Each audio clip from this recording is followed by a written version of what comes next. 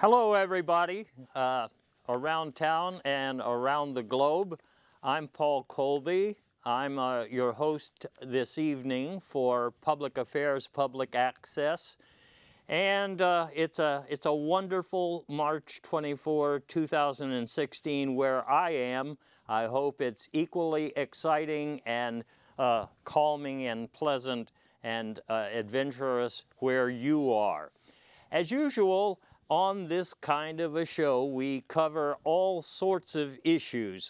This is probably the only show like it in town and anywhere else out of town, because we get to the bottom of what's going on in all sorts of public contexts. That is to say, the political, the social, the ethical, moral, you name it, we cover it. But we go places where other news organs don't go.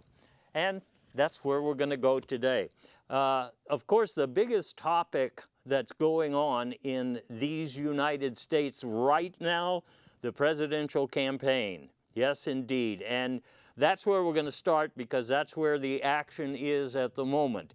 And specifically, we are down to a couple of candidates on the Republican side and a couple of candidates on the Democratic side.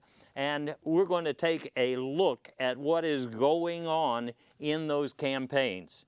You know, Donald Trump, I don't have to tell you, is a controversial figure. One of the things that's most controversial at the moment is the issue of violence at Trump rallies. Well, Donald, has said there isn't any violins at Trump rallies, but we know differently. As a matter of fact, Trump hired somebody to play violin at most of his rallies. That's because he knows that the crowds that come to see him are excitable, if you want to use that word, and he thinks it's calming to have some nice music playing in the background. So for a long time, he's had Sanchez Abu Dubstep doing the gig. That's what I'm saying, doing the gig. Sanchez is an interesting character. He's part Mexican, part Muslim, part Seventh-day Adventist, and in that sense, he looks a little out of place at a Trump gathering, but they go way back. As a matter of fact, he's responsible for the website Agnostics for Trump. That's his current religion, and frankly, it's Donald's, although he doesn't say so. At least a lot of us seem to come to the conclusion that that's his religious belief, or that's his parameter for operating, okay? Anyway, those excitable crowds get to hear some interesting background music while Donald is preparing to take the stage. One of the most popular pieces, I think, is Paganini's Romp with a Trollop, which some of you may remember if you went to music school. Another one that seems to go over very well is Tchaikovsky's Skinny Magician. But anyway, that being said, it is likely that Sanchez will be leaving the campaign shortly because he's getting some popular drive time, on radio stations, and he's also being asked to appear on late night talk shows. That's because he's so popular. Anyway, even in spite of the calming music that is being played at the Trump rallies, there have been chaotic events lately. And Donald says it's because of some provocative signs that demonstrators bring to these events. For example, I saw one yesterday that I thought, Trump is a biped. I thought this was pretty offensive. I mean, these days where nebulous sexual identity is such a repeated topic on the news, obviously he is a little bit upset to be called a biped, although frankly I'm a biped too myself. There are other vegetarian type assaults on the Donald's character. Where's my tofu snack is one that I can see would get under his skin. And then there's the this one I don't quite understand. Put a dress on it. I don't know the exact meaning, but it doesn't sound very friendly. And so Donald probably has a point there that these things are offensive, you know, not only to him, but to everybody. They're vulgar. But you know what really gets to the Donald? And I'm not saying, you know, the crowd's getting out of control. I'm talking about the Donald. It's when they have certain questions at town halls, and we've got some audio, but let me just give you the context. This is from a very, very well-educated high school student in one of the town halls earlier this year, and it really got to Donald. Take a listen to this. Can you provide some detail on either the financing, the mechanics, or the implementation of at least one or two of your grandiose schemes? Very, very thoughtful question, don't you think? And what an odd voice. It was almost robotic, as if this high school student wasn't from around here. Do you know what I'm saying? In any case, Trump's response was predictable. It's the same response he almost always has, which was, go home to mommy. That's what you hear him say quite a lot at his rallies, anytime that something upsets the proceedings. Go home to mommy. Well, you'd think that's a normal thing to say. It's sarcastic, like the Donald is. But I got a tip recently from a source. It's a mole in the Mexicans Who Love Trump political group. It's not a very big group. But anyway, and I keep getting some alerts from my staff trying to update me on all of these things I'm talking to you about. In any event, go home to mommy seemed perplexing to me, and when I got this tip, I followed up on it, because you remember that birther controversy surrounding the birthplace of our current president, and who was behind it? The Donald? Yes. There's another birther controversy in the making, because this is the first time you're going to see this. Nobody else has it. This is Donald Trump's birth certificate. Yes, it is. And it shows something that you probably weren't aware of, that the Donald is not from around here. He's from the star system Pooler Nomast, excuse me. I hadn't been aware of this group of stars before, but there's a planet there called Mommy, M-O-M-M-I, Mommy. And it appears to me, based on the research I've done and my staff has done, that his father, Gottlieb Stan Tudor, sent him, the Donald, here on some sort of a mission years ago. That is, I'm telling you, that is information that is so hot that nobody knows about it, and nobody but me is going to touch it and explore it further. But we're still figuring out what this means. If the Donald is not from this star system, then something really strange is going on in national politics. And, well, we can stop there until I have more data, because it's highly provocative what we've found already.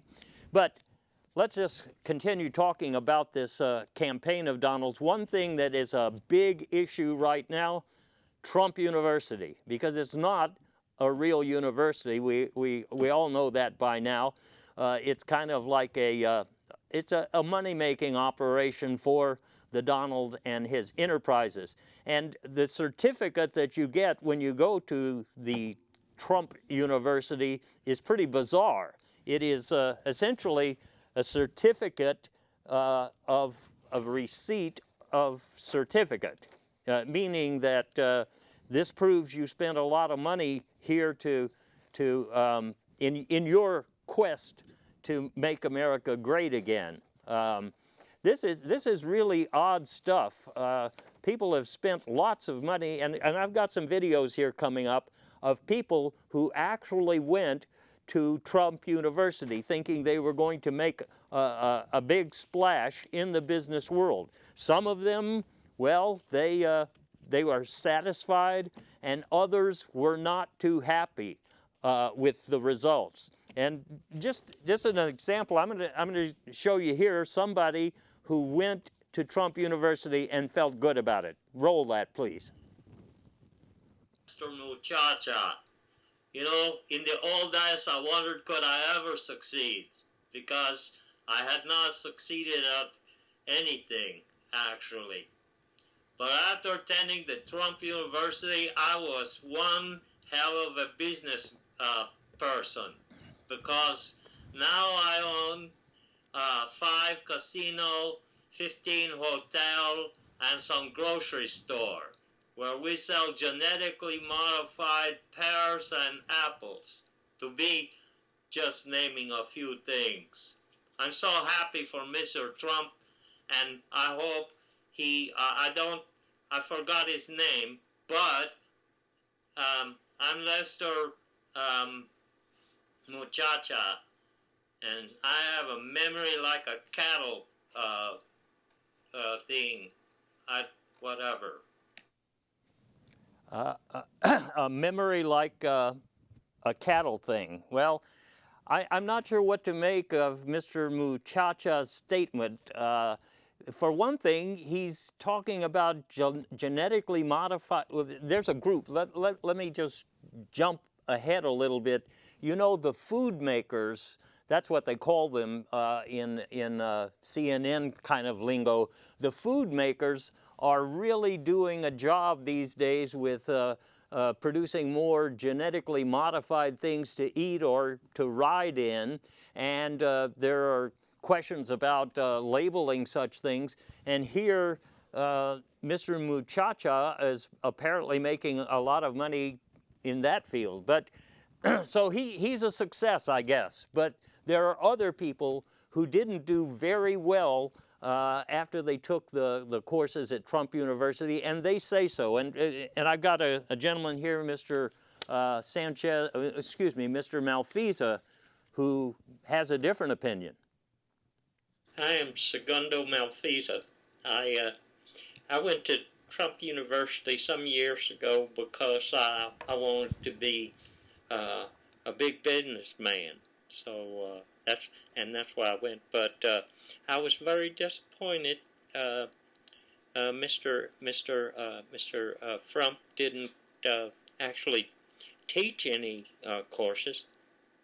I did enjoy English as a second language with Sarah Palin, but it didn't help me in business very much.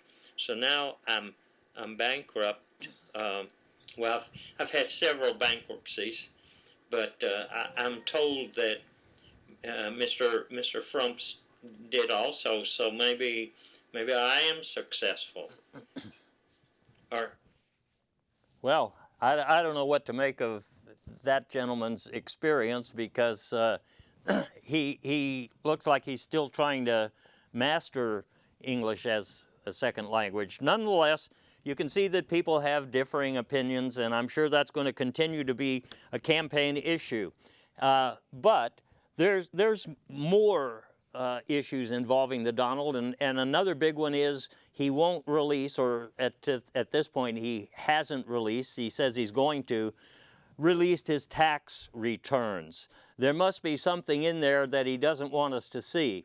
I can't say that my staff, as agile as they are at this kind of thing, has been able to unearth the tax returns, but we did find some notes that Donald sent to his accountant that shed some interesting light on, well, we're not sure exactly what they share. Well, here's one about his hair, and you can see that he's spending, I mean, first of all, you wonder, a guy that rich, why would he have hair like that? Okay? According to this note to his accountant, he spent $286 million renting this hair, renting this hair? Well, what we have discovered, and I can't show you all the top secret documents, but they're out there. Apparently this hairpiece that he's renting is some sort of communication device. He receives signals from another planet, apparently, and they come through the hairpiece. Pretty revolutionary thing, and obviously you haven't read about it anywhere else. You haven't heard anybody talking about it yet. There's more to it than I'm saying, but that's about as far as I can go right now. And that's not the only note, by the way, that we have. We have another note to the accountant about his wall plans. He had designs for a wall before he started talking about it in the campaign. You know, we're going to build a wall around this country, but you can see that in the in this note, he's got a 40-foot wall that he's working on with concrete and barbed wire and flashing lights, and apparently he's buying the materials, or he bought the materials from China because they were cheap. But what was this wall about? Well, somebody speculated, and my staff keeps trying to update me with more information. I see. Well, no, we can't say that. We think that he built this wall to keep certain signals out. In other words, that just as certain signals were coming in through the headset, which we call the hairpiece, there were also signals that he didn't want coming in, so he had to build a wall around something so that he could continue to function naturally. And it involves something called the central flapper. We don't really know what that is. Anyway, that's enough about the Donald. The other loony bird in the Republican side of the race is Ted Cruz. Cruz started off at a disadvantage, and he's trying to catch up right now. He's incidentally, you remember Sanchez Abu Dubstep? Cruz found out that this quiet music was having a good effect on some of the Donald's people who were excitable, and so he tried to hire Sanchez to play some quiet polka music at his evangelical-laced gatherings. Apparently that that didn't work out as well as he expected, because well, Sanchez didn't want to work for him, for one thing. But finding out that Sanchez was going on TV quite a lot in the evenings, Ted Cruz decided that's what he should do, and he booked himself some appearances, I guess you would call them, on the Johnny Carson show and the David Letterman show, but apparently no one on his staff told him that the two gentlemen, one is deceased and one is retired. Anyway, Ted is known for some dirty tricks. He gets this rap about being a dirty trickster, and I got to say, if you look at it superficially, it seems pretty odious what he's up to, but there's more to the story than you think. Ted Cruz is famous for a tweet that he made early in the campaign that influenced the race. It suggested that a couple of the other Republican opponents, Mr. Rubio and Mr. Kasich, were, well, they had passed. They had passed. And naturally, voters who were going to vote for them decided not to, because what's the point of voting for a dead person? Although a lot of that used to happen and still happens in some of our precincts these days. Anyway, it turns out that he's getting a bad rap because Mr. Rubio and Mr. Kasich actually were passing. They were at a benefit. It was at St. Milton the Defender's bar. Bazaar, or maybe it is a bar. The little leaflet here is not very clear, but it does show that they participated in some sort of high school football game and passed for 750 and 58 yards between them, which is mighty impressive. And I guess what Ted was trying to say was that he was sad because, well, because he can't pass very well, nor can he dance very well. So that dirty trick I don't think was all that dirty, but another dirty trick was pretty dirty, and that involved a letter to some Canadian voters he sent very early in the campaign, talking about a provision of NAFTA that most of us have never heard about. We have part of that letter here, I think, not the whole thing, but in it he says, I wanted to make sure you know that according to this provision, Canadians can vote in American primary elections, and he means vote in all of them.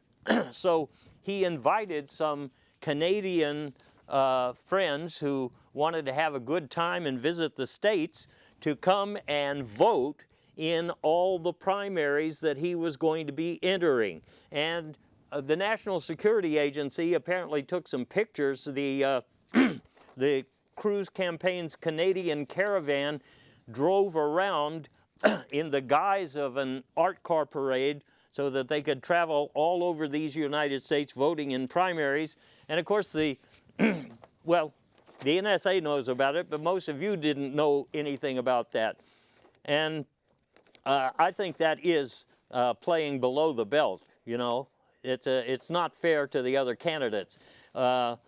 And we have, well, actually, fair or not, it may not be the last of Ted's dirty tricks, because I have some audio here, some video here that I think will knock your socks off. You're familiar, I think, with the famous hackers called Anonymous. They usually target political figures or people that they think are doing bad stuff, and when they have information on them, they spill it on the internet. Like, if you haven't seen it, here's what they're saying right now. Mr. Ted Cruz, this is Anonymous. You know who we are. We are the good guys who dig deep into the dirty laundry. This is your warning. We dug into your dirty laundry. We will tell everything. We have your laundry list. We have some notes about that trip to Mars. You better come clean. This is Anonymous. Bizarre, isn't it? According to some information we've put together, there seems to be some sort of an outlet on Mars, a base of some kind that's broadcasting some signals down here to Earth, to someone wearing a hairpiece that is actually a headset. Anyway, when we know more about it on one of the future shows, I'm sure we'll share everything we have. You know, before I leave the Republicans, I just want to say that if you look at the exit polls, you'll find that there are some really, really ugly things on people's minds these days. For example, the most important issues identified by some of the people coming out of the polls recently, you won't believe this. A lot of people want to abolish Finland. We've got the chart for you right there. A lot of people want to eliminate factories. This one I don't get. They want to do unto others. I don't think that means something good.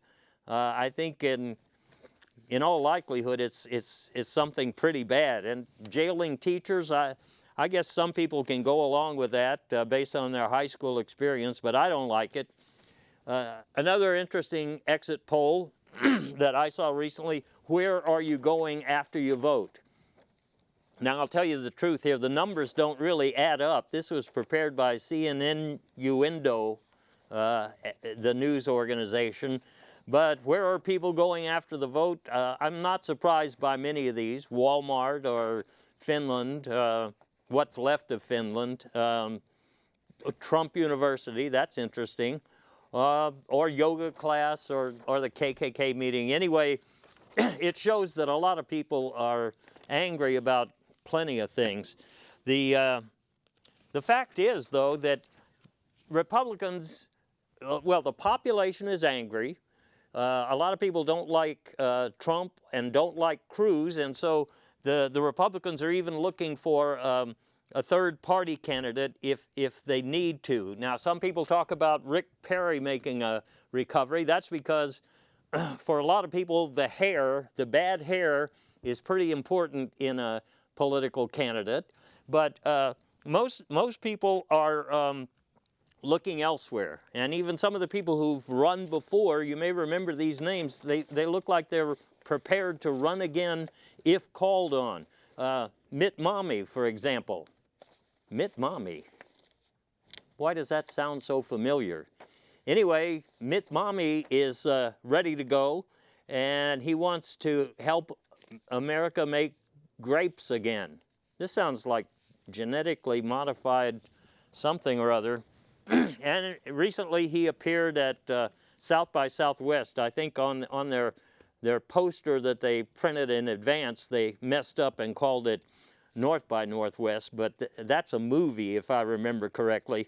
I don't know if Mitt Romney's gonna go over all that well, but hey, who knows? What's going on the Democratic side? Well, you've got Clinton and Sanders duking it out. And the biggest thing that is a hassle for the Clinton operation, this subject of emails.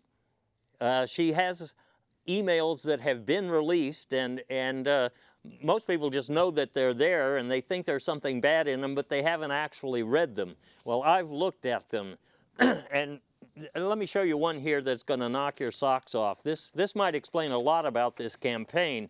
This one is to the Trumpster. Who do you think that might be? And it's copied to a Miss Washermoon. Sounds familiar to me. And it's suggesting that Donald keep going through March. Keep going. I think I can draw some conclusions about what that means. Maybe the Donald is in the race for a different purpose than we think he is, namely to mess things up. At least that's what this email seems to suggest to me. It's not the most interesting, though. Here's one that goes to this food makers question. And it goes to this entertainment at the rallies question, too, because she says here that there's plenty of money in the supper PAC where the fake food makers have donated. And she wants to use some of this money to get the drug catfish guy to play at the rallies. Drug catfish guy. And she also wants to know, this is interesting, she wants to know why Cruz is visiting Mars. Strange, very strange, but I think there's something here that the press is missing. And we're still working on it to figure out what it's about. The other big hurdle that the Clinton campaign has to try to deal with is these speeches that she's given to Wall Street folks and the demand that's out there that some of them be released. Now, we have, my staff, boy, are they useful when it comes to digging up these things. They've found what appear to be some preliminary transcripts of these speeches, and my God, are they bizarre. In fact, I'm not even sure they're real. This first one here to Goldman Sachs is talking about chess player Earl Dorsey's fight with Syntax. I haven't ever heard about his fight with Syntax, but eating a lot of chicken in the time frame does make some sense. But this is gobbledygook. And the next speech that I've looked at here, she's talking about UFOs, and it's nice to be in the air conditioner instead of plowing fields. And there's a UFO that was waving at her, and she loves NASCAR races on TV, and she drops everything to whoop it up. a run-in with a nun. This is not exactly what people have expected to see in the speeches, and that makes me suspicious. Like, here's another one to Credit Suisse. Here she's talking about the joy of taking home 250 big ones for shooting the breeze with these guys. And she's going to build a huge concrete gopher in her backyard, scaring away some giant Weezer moths. That sounds like something that would be a product of some sort of odd genetic engineering. But what can I tell you? She's got some stuff to deal with, but so does Bernie Sanders. Now, Bernie, as you may well know, Bernie draws enormous crowds. And when I say enormous crowds, that's exactly what I mean. People ask, how does he do it? Because he actually draws more people to his events than any other candidate. So we took a look to see what on earth is going on here, because it just doesn't make a whole lot of sense in the standard political context. Here's what we found out. Number one, a lot of people are confused, and they think that it is Ernie Sanders, the famous rock musician, who is actually running. Ernie has a new LP out right now, Drug Catfish Blues. But Ernie is one of those guys who's had a really long career. And matter of fact, he started out as lead guitar with the Skinny Magicians long ago. I mean, way back in the Woodstock era. And he's had a career that goes all the way to the present. He also was temporarily the lead guitarist for Buns and Noses. So let's see what that means. That means that, first of all, some aged hippies who never vote think they're going to get to vote for Ernie Sanders, and that's why they're interested. And some of the young heavy metal and punk fans who love the Buns and Noses material, they've never voted before because they were too young, and so they want Bernie, which is really Ernie, to be the man on top. So number one, people have him confused with somebody else. Number two, this is going to blow your mind. It certainly it blew my mind when I found out about it. And this, of course, my guys who can dig things up found a note. This is something that Bernie Sanders wrote to his accountant when they were filing their papers with the Federal Election Commission. And it says, let me look at that carefully, remember to add $6 million for Canadian rentals. So what are Canadian rentals? I'll tell you what Canadian rentals are. It turns out that some of these folks that Ted Cruz hired from Canada to come to the United States, people are still trying to update me on this. No. The Canadians that Ted hired found out they could make more money at Bernie's side of the campaign because, you know, Bernie is really raking in the campaign contributions from all over the place. And so he apparently rented some of Ted Cruz's Canadians for $6 million to populate his primary appearances. Not only that, this is really going to blow your mind. $3 million, according to this note, another one note to the accountant, $3 million for a projector. Now, what on earth kind of a projector could we be talking about here? Well, we really had to dig deep to find this evidence, but once again, you're going to hear it here first. There's a firm called Butox.com. Well, I mean, that's their website, Butox, and you can go to their website and find this. They have a low-profile Butox 360-degree holo projector. What does that mean? It means they can project a huge image just about anywhere with a tiny device that people don't even see. And apparently that's what's happening at Bernie's rallies. There are thousands of people in a hologram that he carries around with him and goes from place to place. Now, isn't that something? That's how Bernie keeps drawing gigantic crowds. Does it make sense to you now, folks?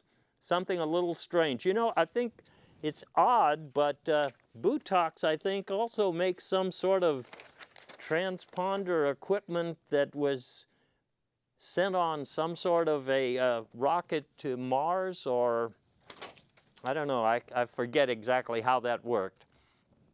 So there you have it, the presidential candidacy of Clinton, Sanders, Trump, and Cruz. What a dogfight that is. I would like to say it's entertaining for us, but entertaining might not be the right word. The other thing that's going on here in the political arena that's big news, the Supreme Court vacancy that Obama is going to fill, or would like to fill if the Republicans would only let him. Now, his nominee, Merrick Garland, is one of those guys about which we don't know very much. We really don't. He hasn't made a lot of waves. He hasn't said very much about Supreme Court rulings or issues that concern a lot of Americans, and so people don't really know what to make of him. There are just a couple of things that he has commented on, and since there's just a couple, we need to look at them closely because really, it's all that we've got to go on, you know. So one thing he's talked about is the decision in a Supreme Court case, Mr. Cheese Industries versus City of Hype YMCA. You probably don't know much about this unless you went to law school. But if you did go to law school, then it's one that you probably can't forget. It's very difficult to explain this. The facts involved a place near the equator where temperatures were very hot, and some movie star from Ireland who visited the respondent in this case and discussed manufacture of baseball gloves and women's undergarments. The story gets way more complicated than that because this involved the National Association of National Associations, and they well, it's very difficult to explain what this case is about. It involves elevator music, and of course elevator music hadn't been invented yet, so that's curious. It suggests somebody time traveling with elevator music technology that didn't exist in 1878, and a movie star who starred in well, this film you wouldn't recognize it if I told you. But if you are or were a law school student, then you probably know this case for the expression, "I know it when I smell it." I know it when I smell it. Another case that Mr. Garland has talked about or referred to or said he was influenced by is the one called Drug Catfish Auto Parts versus Botox. That seems to be the same Botox that we were talking about a little while ago, the one that builds the hollow projector. And this was something that was decided back in 1944.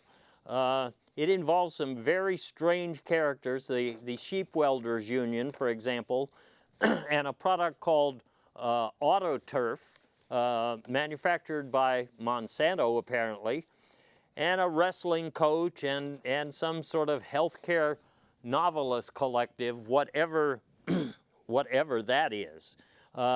This one, I never could understand what the decision actually said, but some lawyer colleagues of mine like to refer to this one as the case that said, put a dress on it. Put a dress on it. Other people refer to it by another moniker. They say this is the case about if it looks like a duck and walks like a duck, then make sure you use a duck recipe if you're going to cook it. Does that make sense to you? No. Well, that's the thing about the Supreme Court. On the surface, that's what's going on. They're trying to figure out what it is that this guy thinks about certain issues. But there's really more to it than that. There's something that has hardly been discussed anywhere. And I'm talking about something that involves those 6 male members of the Supreme Court.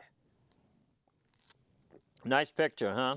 They look like they're cloned, a kind of a cookie cutter sort of an operation, you know? They all, this block seemed pretty stiff, uninspiring. You wouldn't want to, drink a beer at a barbecue with these guys. They'd probably still be wearing these robes wherever they go. But I wonder if you have seen this campaign sticker about green lives. Now, what on earth is this talking about? Green lives matter. Well, you have to have a really inquisitive staff like mine to get to the bottom of something like this. And I'll tell you this, if you haven't heard this story, it's going to blow your socks off. Now, some of you know about aliens. Let me tell you something about aliens. Well, I'll tell you just a little about them. You know that they're out there. Most people agree that they're already here. They're secretly part of all sorts of things that are part of our daily life. They've made their way in. They're in disguise, and they're in control. That's what most people think about it. Now you have grays. Most people know about the grays. They're talked about all the time. And some people tell you about the reptilians, who, like the big lizards, who actually do a whole lot of, designing and construction of planets, for one thing, and the Nordics and so on and so on. But what does this have to do with the Supreme Court? Well, those gentlemen that you're looking at are not really gentlemen in the sense that we know it. What they really are is grays. And in this case, some kind of weird shape-shifting grays. This is truly bizarre. You know, folks, when you when you have a Supreme Court that, for one thing, is stodgy, for another thing is backward, and then is actually a collection of aliens, you have to wonder how things got so confusing. And excuse me, if I'm not suddenly putting this together, this entire campaign seems to involve extraterrestrial meddling in our conventional world, doesn't it? And not only that, but also genetically engineering technologies. Well, anyway, I don't want to over-speculate here. But that's the real story of what's going on in the Supreme Court. But back to earth, so to speak. Back to earth, the Republicans are obstructing the nomination of Mr. Garland. Even though he seems like a pretty harmless individual, he could join this other group of 6 stodgy members. But the fact is that Mitch McConnell has said we're not going to have any judge that isn't approved by the NRA. Well, that pretty much opens the door to a few people who are already on the national stage, and one has been discussed on this show in other contexts, or previous shows in other contexts, and he's one of your favorites here in Texas, at least favorite among some of you. But I'll get to him in a minute, because the primary campaign that the Republicans want to mount is for a guy who's got a book at the top of the New York Times bestseller list right now. I don't really trust this guy, Ray Schism. His book, Doing What's White, doesn't really sound progressive to me or even accommodating. He sounds like a pretty dangerous individual to me. But he would, of course, be acceptable to the Republicans on the basis of, well, what can I say, on the basis of his stances. But the other guy who would be just fine with the NRA, that guy that I've mentioned before, is Ted Nugent. And there are already some campaign stickers circulating in the move to get Ted Nugent on the Supreme Court where he belongs. In fact, that's what I heard on CNN Uendo just the other day. Put him where he belongs and get him off that tractor and into some line of work where he can be real useful. Well, he is the blue-collar, top-dollar legal scholar. I guess that's true. But I don't think many people are going to go along with either Ray Schism or Ted Nugent. And so what the Republicans are saying right now is, let's just wait it out. And so their slogan, for the time being, make America wait again. And it is a supreme sacrifice, but they say we're in it together, but they're not. Other national news, Obama went to Cuba, first president to do so in a hell of a long time. Some people think it's because they wanted to exchange some recipes with the Cuban government, or to find some files that are supposed to be there about Ted Cruz and what he's up to. But I think it really goes to the question of human rice, which was pointed out in the Havana Herald just a couple of days ago. Human rice, of course, is another genetically modified organism.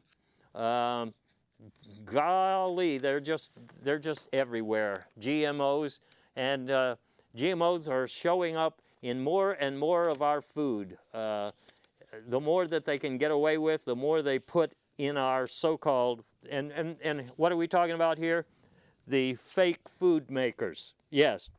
Now, you're familiar with South by Southwest, right? Or North by Northwest, according to Mr. Mommy.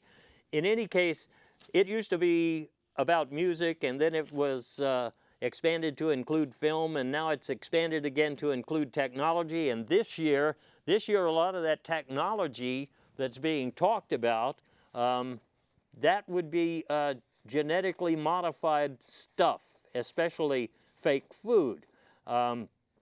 Here was a circular you're looking at that I received when I visited, and it involves a lot of food products and shampoos and everything, and they're all containing some strange ingredients. There was also, as you see here, an ad for a new product coming, which is unleaded water. And I think the crisis in Detroit, Michigan, Flint, Michigan, is what created the demand. And you see that this is a trend. This is something that fake food makers do very often. They invent a crisis so they can introduce a new product, in this case unleaded water.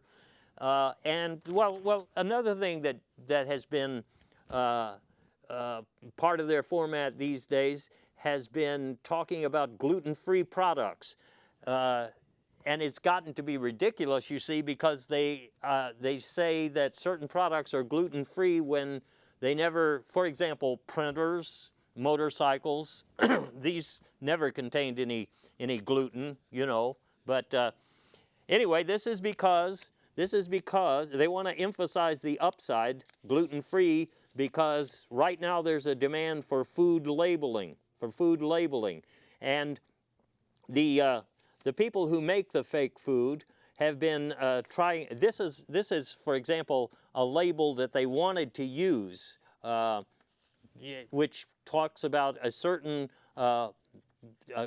ingredient, you know, which is on this label, an ingredient that is in a product, but it is also gluten-free. Well, it turns out after the marketing people wanted this, but the lawyer said, we better do this, which is to identify this particular product here as a systemic organophosphate herbicide. And you know what it is. It's it's in more water than just Flint, Michigan. It's in your groundwater, and it's in, well, it's just all over the place. It's thanks to Monsanto. Good for them. But anyway, as I was saying, at South by Southwest, there were samples of all sorts of things that are going to be available at the restaurant or at the grocery store soon. I tried and I enjoyed the meshed potatoes. They were a little fibrous. The lettuce prey was very interesting. I mean, it was highly interesting. I don't think I'm going to go in for any hamburger shoes, though, in the instant future. Not only is food technology something that I saw at South by Southwest this year, but of course, because of the fight that Apple is having with the FBI, there were some new communications devices being shown there. And one of them was the new iPhone 7. iPhone 7 is one of those products that, well, this is basically for people who don't want their phones to be unencrypted or broken into by our law enforcement or surveillance agencies, which already, well, interesting, just as a side here, the FBI was demanding that Apple produce a key to unlock a so-called terrorist phone, and Apple said no can do, but the FBI could certainly have just avoided the entire process and gone to the NSA, which of course is recording everything that is part of every kind of communication device that everybody uses these days. So it seems strange. But that being said, for people who do want to keep their phone, in a condition where it works for them but not for anybody else, this looks like the product of the year. This thing is ultra compact. It looks just like a toothbrush. And according to their literature, it is based on Planet Mommy technology. Where have we heard that before? Go home to mommy. Some of the people who are inventing these products obviously should be going back to mommy because, well, at least that's what I think. But as you might guess, this product is gluten-free, just like all the phones I've ever had and all the plastic footballs I've ever had, and well, you name it. There were a few other things on display there. For example, you had driverless cars, and these are getting to be increasingly popular, but one wonders if it's going to stop there. For example, they had a prototype of a driverless bike. Now, some of you may wonder, what would you do with that? Well, number one, some people who like to look hip but don't really want to exercise could have a driverless bike and it would do the work for them. Or some people don't have time to take a nap during their busy work day, so it's possible to get your exercise on the driverless bike at the same time that you're taking a nap. Or in some cases, reading a book if you don't have time to, get all of your reading done. So driverless cars, well, that's a prospect that's already upon us, and driverless bikes is another idea. Of course, we've already had things like pilotless aircraft for years, even before we started using drones to destroy things all over the earth. But most commercial passengers don't like the idea of riding in an aircraft that doesn't have a pilot. So really, about the only thing those are good for is if you want to crash into a very tall building going at a speed faster than any pilot would because they can't control the plane, they would be good for that.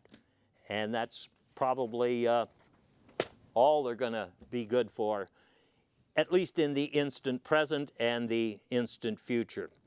Anyway, there's so much else we could talk about, but for the time being, I just want to recommend that if you're thinking of backing Ted Nugent for Supreme Court appointment, you might want to read his new book, One Man's Quest for Rooster Money and Hot Sex. I started it just the other day, and I haven't been able to put it down except to take this time out to spend a little of this information that I have and this precious time I have with you out there who tune in all the time because they know they'll find out more than they ever thought they could know just by watching and listening and sucking it in through their headsets or hairpieces, and if necessary, building a wall around themselves to keep out those nasty signals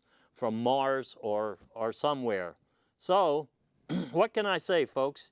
It's been a high adventure to be here with you today, and I look forward to seeing you at some time in the future where I'm sure there will be updates on many of the subjects we've discussed today and many more unpleasant realities that we have to cope with and talk about so that we can turn them back into entertainment, which is what they should be. Until that time, I want all of you to have as much of a good time as you can under the circumstances. And I'll see you again soon. Good night.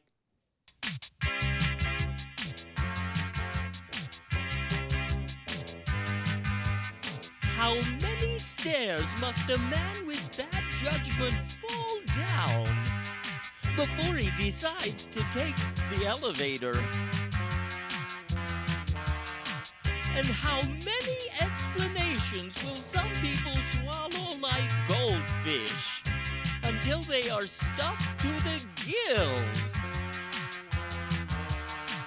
And what are the consequences of attempting to learn the techniques of hula at home as opposed to performing them in the company of professional instructors? The answer to the question, my simpering little friend, bowling in the wind with Bob and Carol and Ted and Alice in Wonderland. And how many helpings of lima bean souffle do some wrestlers discreetly consume? Who wants to know? And who really speaks for the rugged American with access to sensitive government files and poor comprehension of the uncertainty principle? What sort of a sport is there left for the self-styled defender of logical positivism who has very little in startup capital? Well, the answer to the question, my inquisitive little friend, bowling in the wind with Bob and Carol and Ted and Alice in Wonderland. Yes, the answer to the question, my impassioned little friend, bowling in the wind with Bob and Carol and Ted and Alice in Wonderland.